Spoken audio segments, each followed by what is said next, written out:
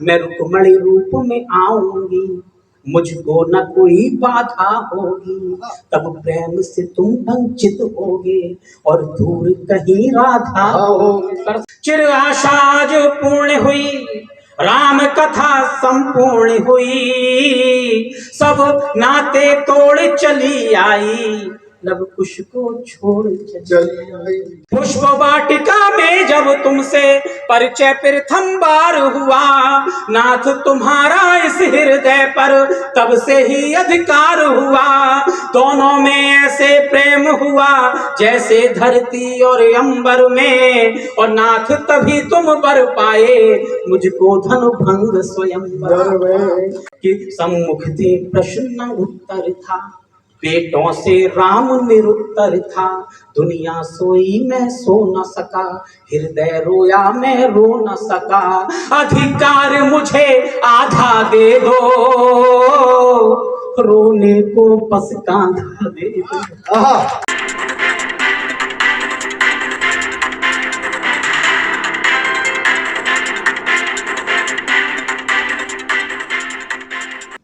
मैं पुनः मंच पर आकर आने की एक धृष्टता कर रहा हूं, और उस धृष्टता में मेरी व्यवस्था है। एक नाव पर 5 यात्री सवार थे, और नाविक दोनों हाथों से पतवार खेता हुआ नाव नदी के उस पार ले जाता है। नाव नदी के उस पार पहुंचने वाली है। नाव पर सभी बैठे हुए यात्री कवि हैं, अपनी अपनी कविता का पाठ सब कर लेते हैं, और जो नाविक है, जो मझधार जो पतवार खे रहा है, वो सबसे अच्छी कविता जानता है। उसको पढ़ने के लिए या तो पतवार छोड़े या कैसे करे। तो मैं उस नाविक को, भाई सौरभकांत शर्मा जी को आवाज दे रहा हूं। जो साहित्यकार होता है, रचनाकार होता है, वो आयु तो परे होता है। महापंडित जी पर यही बात लागू होती है, यही बात यहाँ पर बैठे हुए रचनाकारों पर लागू होती है। अपने अजीज मित्र श्लेष गौतम की इन पंक्तियों के साथ भाई सौरभकांत को आवाज दे रहा हूं कि लिखा पढ़ा रह जाएगा, रहता नहीं शरीर, लिखा पढ़ा रह जाएगा, रहता नहीं शरीर, इसीलिए मरते नहीं तुलसी सूर कबीर। तुलसी सूर कबीर की परंपरा का यह हमारे गायक, यह हमारे कवि भाई सौरभकांत शर्मा जी आए और अपने कविता सुने नवाजें। धन्यवाद अंजलि जी। इसीलिए मरते नहीं तुलसी सूर कबीर। अंदर भैया भी मुझे उठाने आ रहे थे, किंतु मैं तो अपना खुद भी उठ जाता, क्योंकि बड़ा मेहनती मंच है, और हम मंच के कवियों को बड़ी समस्या ये होती है क्या सुनाया जाए। अब रश्मि ने इतनी शानदार रचना यहाँ पर पढ़ी, क्योंकि वो श्रृंगार रस की है, तो बहुत शानदार गीत भी पढ़ दिया। इतना अच्छी गीत मुझ पर नहीं है, और बीरस की स्थिति नहीं है। तो मैं एक गीत विशेष पढ़ना चाहता हूँ। मैंने पिछले दिनों काफ़ी वो गीत चला भी है और सबने सुना है। एक गीत, हाँ, राम वाले भी पढ़ता हूँ। राम बने द्वारकाधीश। मदन मोहन जी बैठिएगा, पांडे जी। बिल्कुल एक नई प्रकार की रचना। आप खुद सोचेंगे कि हाँ कुछ अच्छा कुछ लिख पाया हूँ अब तक जीवन में, तो वो मेरी सबसे रचना है। प्राय पढ़ा नहीं जाता, क्योंकि मंचों की स्थितियाँ अलग होती हैं। जो कवि सम्मेलन के मंच होते हैं, वहाँ पर हमको वो पढ़ना होता है जो जनता जिस पर ताली बजाती है। पर यहाँ पर सब सुधीर श्रोता बैठे हैं, और राहुल संगता की धरती पर मैं वो भी नहीं पढ़ना चाहता, ना राजनीति ना कुछ। मैं एक गीत पढ़ना चाहता हूँ। मैंने 2 युगों को, 1 मिनट में सौरभ भाई की बात को ब्रेक दे रहा हूँ आधा मिनट के लिए। अगर हम पूरे मंच पे अगर 1% भी कोई राहुल सांगताइन जी को फॉलो करता है या वरी में, तो मेरा भाई सौरभ। ये बचपन से शौक रहा मुझे। और मैं से बताऊँ, मैं सिर्फ 2 लोगों पर बहुत ज़्यादा पूरे अपने जीवन पर जो 2 लोगों का प्रभाव मानता हूँ, मुझे जहाँ से प्रेरणा मिली है, तो या तो डॉक्टर कुंवर बेचैन मेरी धरती चंदोसी के थे, और या राहुल सांगताइन जी। 2 लोग मेरे जीवन के बहुत कहीं ना कहीं बहुत बड़ा उनका आशीर्वाद है। तो मैं बहुत भावुक हूँ। आई वो रचना पढ़ना चाहता हूँ। एक गीत के माध्यम से मैंने 2 युगों को मिलाने की कोशिश की। शोध पर गीत है, और उस गीत का शीर्षक है राम बने द्वारकाधीश। आप पहुंचेंगे, वो यात्रा करेंगे गीत के साथ। मैं क्या कहने की कोशिश की है, प्रारंभ करता हूँ 2 मुक्तकों के माध्यम से। बेटियां बैठी हैं, महिलाएं बैठी हैं, मातृशक्तियां उपस्थित है। अभी हम सावन बीता, थोड़ा धार्मिक होना चाहता हूँ, पढ़ना चाहता हूँ।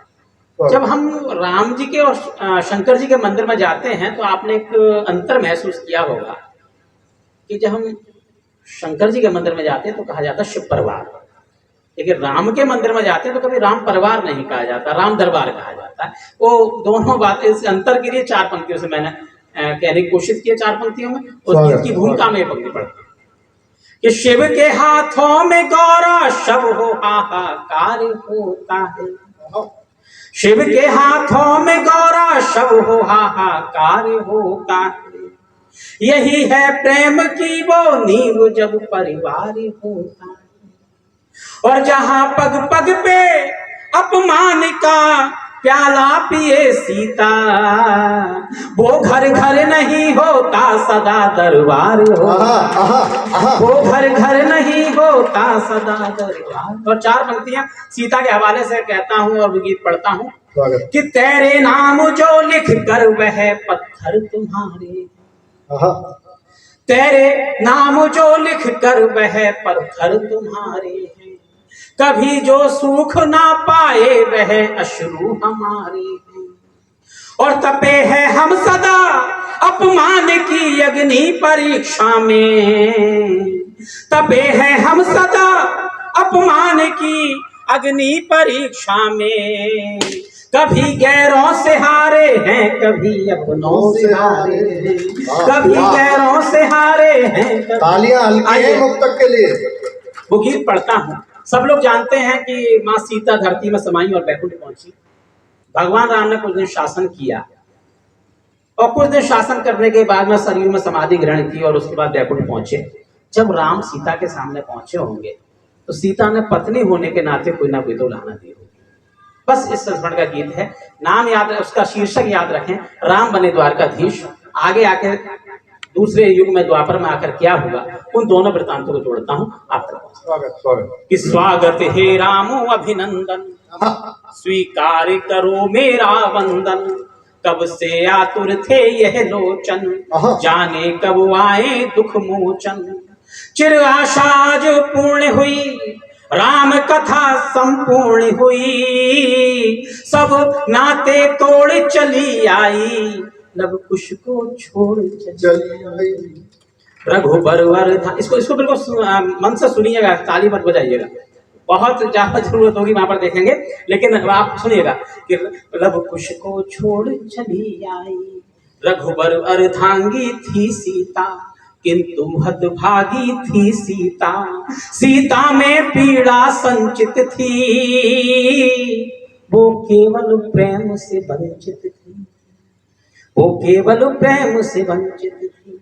पुष्प वाटिका में जब तुमसे परिचय प्रथम बार हुआ, नाथ तुम्हारा इस हृदय पर तब से ही अधिकार हुआ, दोनों में ऐसे प्रेम हुआ जैसे धरती और अंबर में, और नाथ तभी तुम बर पाए मुझको धन भंग स्वयंवर में, नाथ तभी तुम बर पाए मुझको धन भंग स्वयं। ताली बजाओ बच्चों।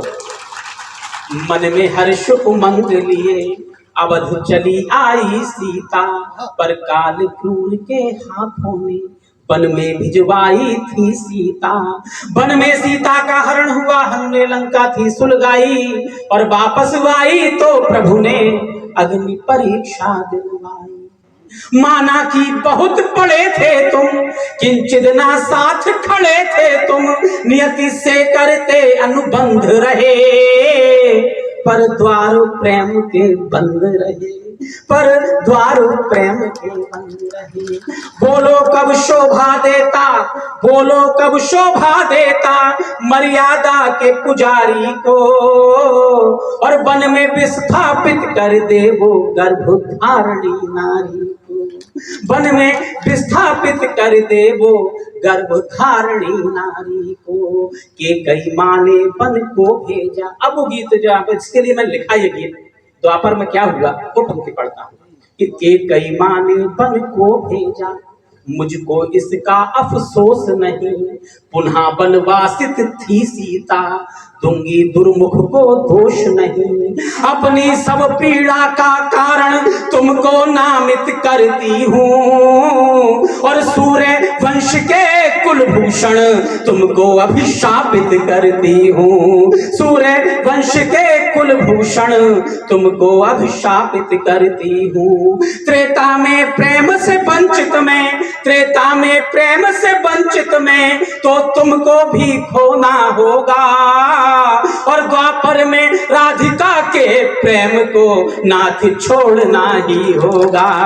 द्वापर में राधिका के प्रेम को नाथ छोड़ना ही होगा। मैं रुक्मणी रूप में आऊंगी, मुझको न कोई बाधा होगी, तब प्रेम से तुम वंचित होगे और दूर कहीं राधा होगी। परसों राधाष्टमी गीती है, क्या चित्र खींचा है भैया कि प्रेम से तुम वंचित होगे और दूर कहीं राधा होगी, और प्रेम से तुम वंचित होगे और दूर कहीं राधा होगी। बंधु बांधव सब छूटेंगे, केवल एकाकीपन होगा, और सरयू का पावन नीर नहीं, सागर का खारापन होगा। सरयू का पावन नीर नहीं, सागर का खारापन होगा। हृदय में धधकी ज्वाला है, ये घोर श्राप है नारी का, और दुनिया भी तो दर्शन देखे प्रेम विहीन अवतारी का। दुनिया भी तो दर्शन देखे प्रेम विहीन अवतारी का। आंखों से झरझर आंसू थे, राम रोक नहीं पाए, सिया बोलती जाती थी, राम टोक नहीं पाए। बोझिल पलकें उठती धीरे, तब जा सीता से नयन मिले, और वैदेही के क्रंदन पर सहसा रघुबर के अधर हिले।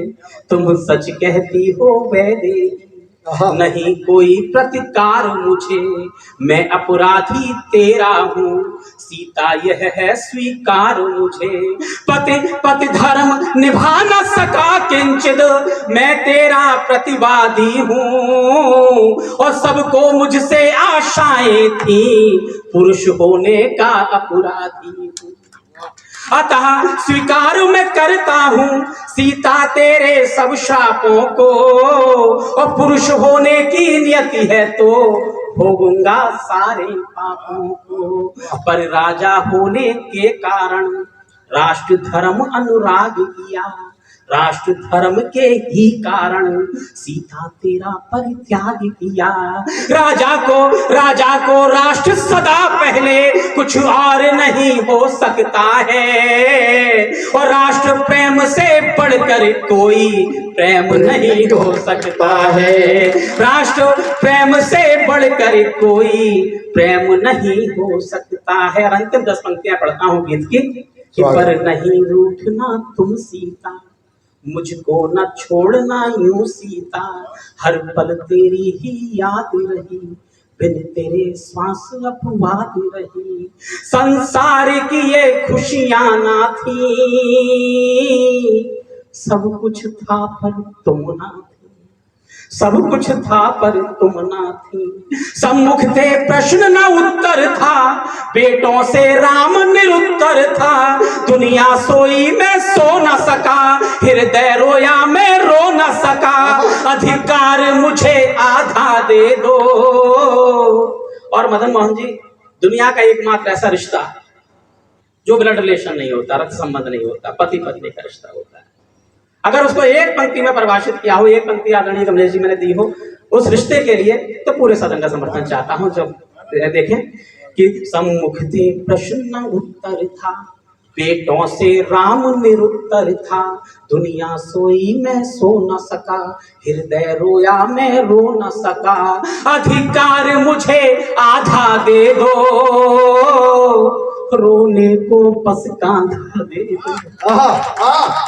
अधिकार मुझे आधा दे दो, रोने को बस कांधा दे दो। मंतव्य मेरा स्वीकारोगी, मंतव्य मेरा स्वीकारोगी, विश्वास ये तुम पर पूरा है। और सीता इतना याद रहे, बिन तेरे राम अधूरा है। सीता इतना याद रहे बिन तेरे राम